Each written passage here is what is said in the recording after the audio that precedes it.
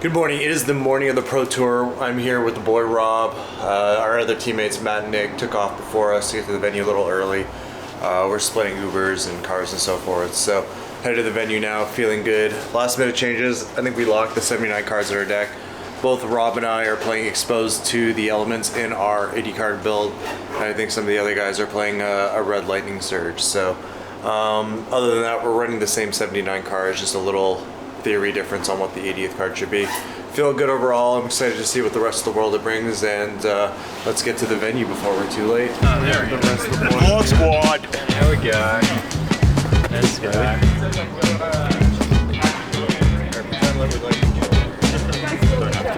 You put it right in front of you? Okay.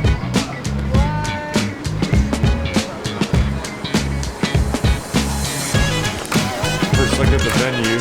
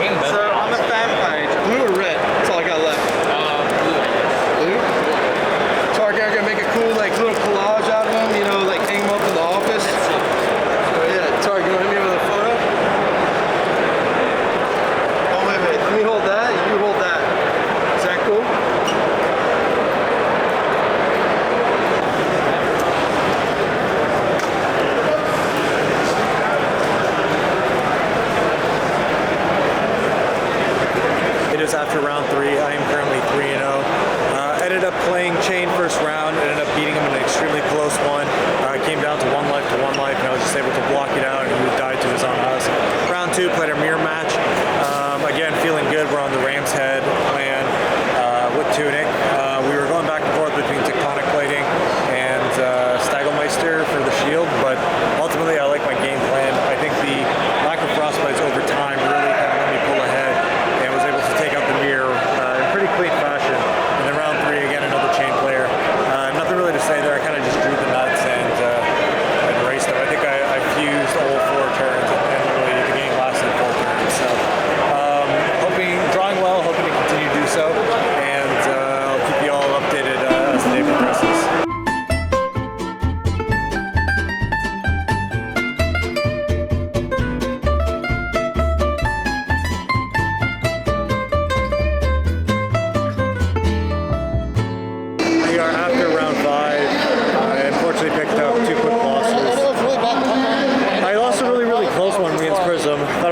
Spot. He was at 15-ish. I was around 22, and he ended his turn with basically no orals in play, which is a fantastic sign. Normally means Starbuck can turn the corner, just go face, and we can start ignoring Prism's auras from that point out, and just try and go face until they run out of gas and we can close the game. Unfortunately, I drew 2 red line hands in a row. Was really unable to mount any kind of pressure at all. It allowed him to kind of claw back into it, and unfortunately take it. The last round though, I have nothing to say about it. I played a Starvo mirror match. I'm not quite sure what happened, but my opponent fused quite literally 10 times in a row from the start of the game to the finish. I think he was on the draw or going second, so he opened, fused, crippling crush, didn't have the defense react, and then from there literally every turn, 10 turns in a row until I died.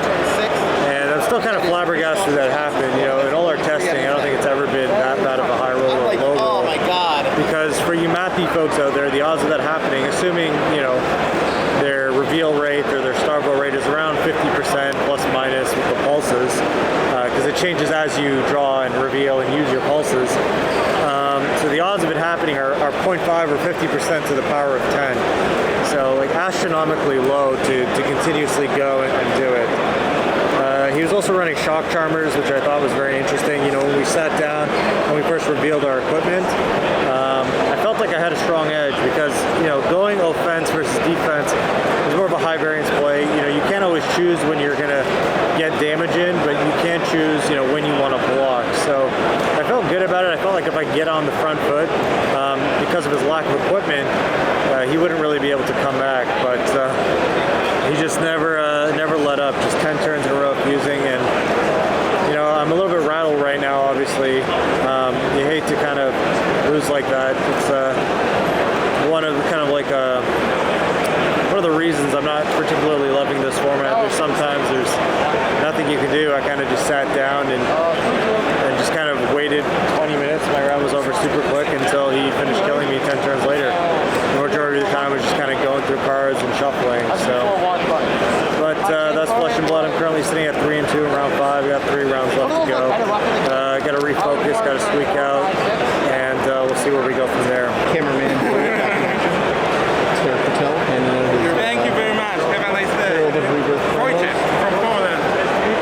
Lucas from Poland. man of the people. Thank you, man. Here after round 6, pulled another one out against Prism. Got quite lucky to do it. Ended up getting a pulse. I put 2 Oakenolds on the top of my deck. I was able to then fuse that subsequent Oakenol with the Crown of Seeds, and then do it again next turn. That kind of sealed the deal. But you know, feeling okay about the deck. Still a bit on tilt from the mirror match, but we're trying to focus up and rally back. So 2 more rounds, and we're going to go. He's gonna do it. This man's gonna do it right here. Nick is currently 6-0, so we're rooting for him. He just demolished Prism. Deck has no bad matchups, or Nick has no bad matchups. I'll let y'all decide. Hello. What's your record? 6-0, baby. Wait, actually? About the deck. Pretty shit. So what happened to your match? You were playing against Kano, right? Yeah, I got really lucky. He won the die roll, was on the play, but I was fusing a bunch, and he unfortunately was missing a lot of his Kano abilities, so I got to pull it out. Who was it? Was it one of like the Australian people that are honored? Or? No, it was a guy named Liam from the UK. Super nice guy, really nice opponent, but luckily I got through a Kano. Awesome. Good luck in the rest. Thanks. We are here at the end of day 1 of Pro Tour. Finished an unfortunate 4-3. Lost last round to Prism.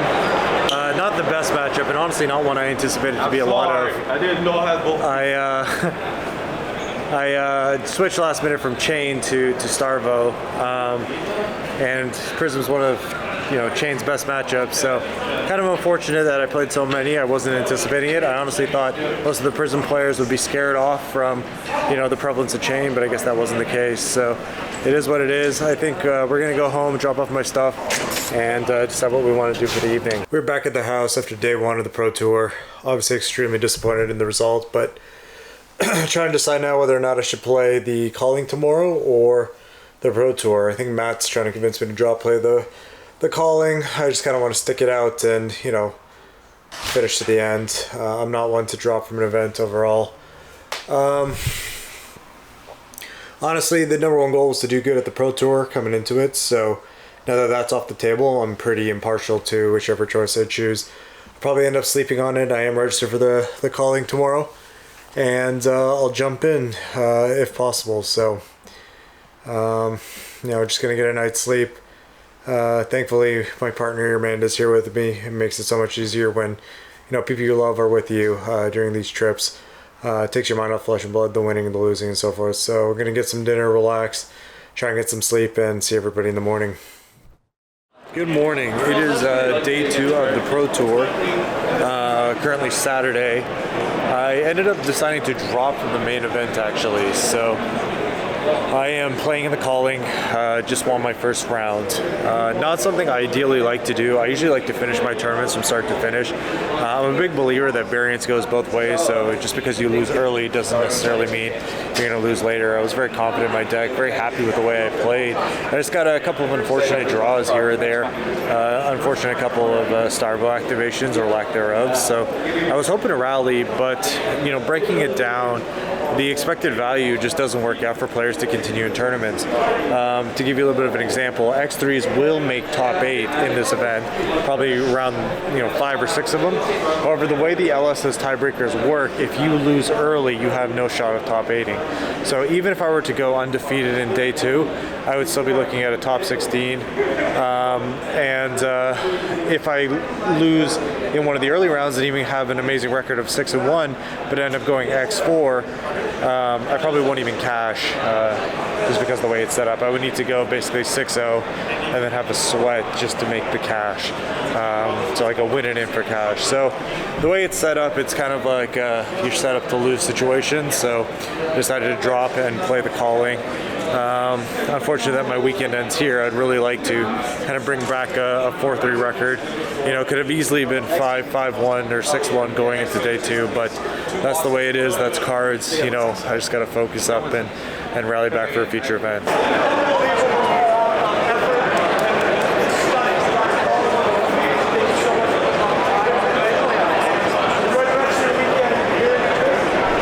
We are currently 4-0.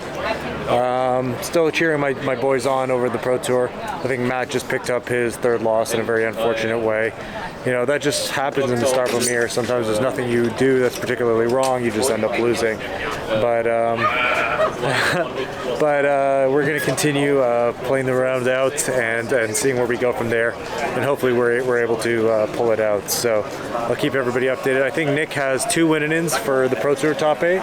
And we'll see if he can get there. My fingers are crossed. He's an amazing player.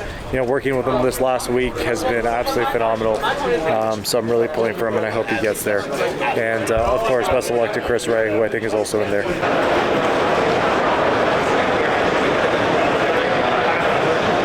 So just a little recap of the day, because I didn't end up filming. A lot of my matches actually went to straight fatigue.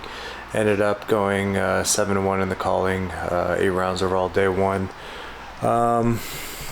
Definitely feel good about it.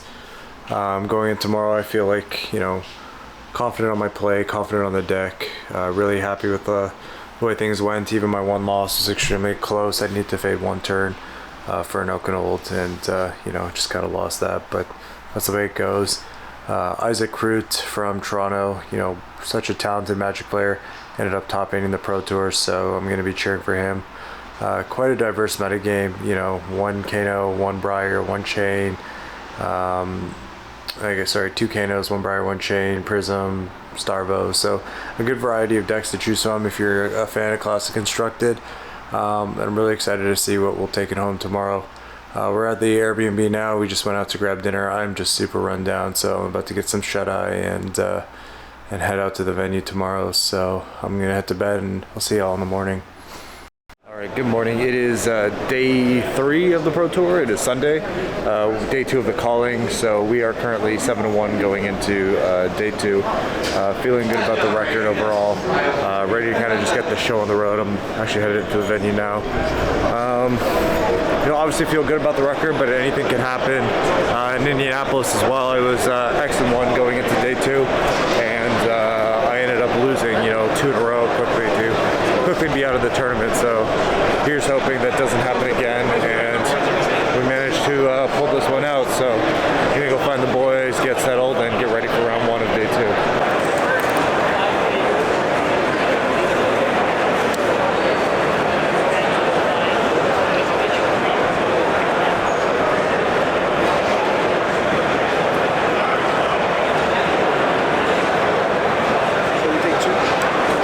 It is the end of round 11. Isaac Kroot, top 8 competitor right there. He doesn't do what I do, which is throw really won and easy matches. I lost against the mirror match. Was a long, kind of drawn out one. It's okay though. I played against Briar the next round, and unfortunately I missed sideboard. I left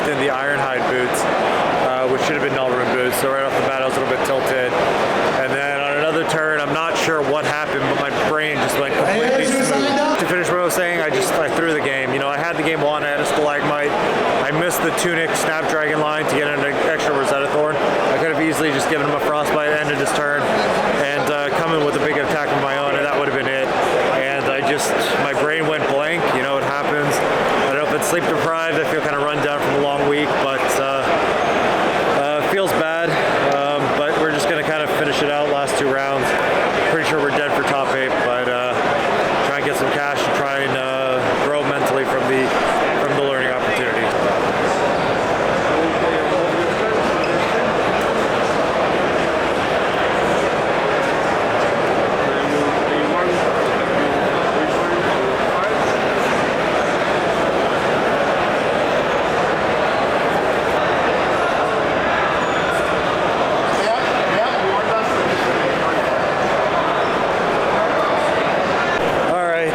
Just finished. We're on our way to get some food with Nick. Ended up guaranteeing top 32, maybe top 16. I ended up finishing with a record of X and 3. Besides my one absolutely mind-melting misplay, I'm extremely happy with the way I played. I bounced back nicely the next round versus a prison player where I got to a point in my deck where I knew where his unmovable was, and I knew where the next 3 pitch stack draws were in my deck, so I was able to let him resolve those shimmers and actually just race it because I knew the information of my deck and his. So just quite a powerful tool when you're able to properly manipulate your pitch stack, and was able to use it effectively. Gonna get some food. A bit disappointed in top, especially when I only really needed to go, well, I guess I still needed to go 5-0 or 4-0 at least, and then maybe lose the last round, but it is what it is. So you know, live another day. X3 though, nothing to be disappointed about. Still like a 90% win record or something stupid.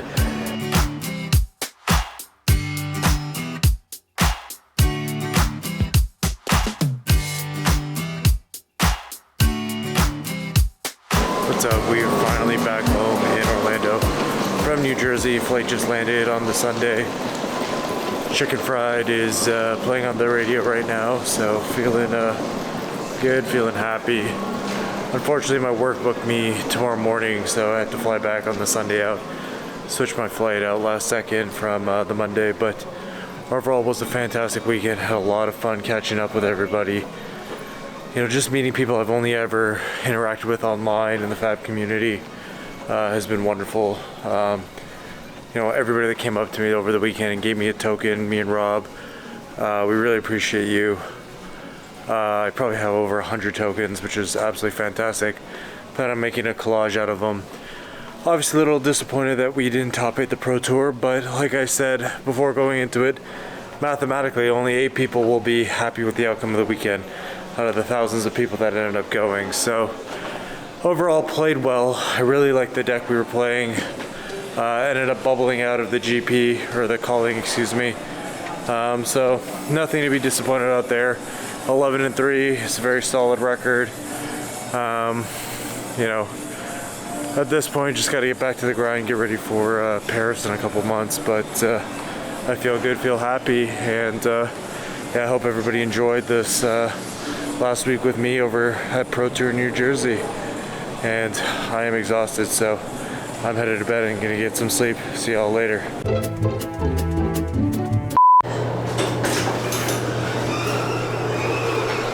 Alright, so I thought that was the end of the vlog, but we can't get out of the airport. MCO, or the Orlando airport, is probably the busiest airport in America, like bar none. Let me show you guys something real quick. So I can't get an Uber or a taxi or anything. I think a Lyft costs like $80 just to get like a mile down the road. This here is the taxi line.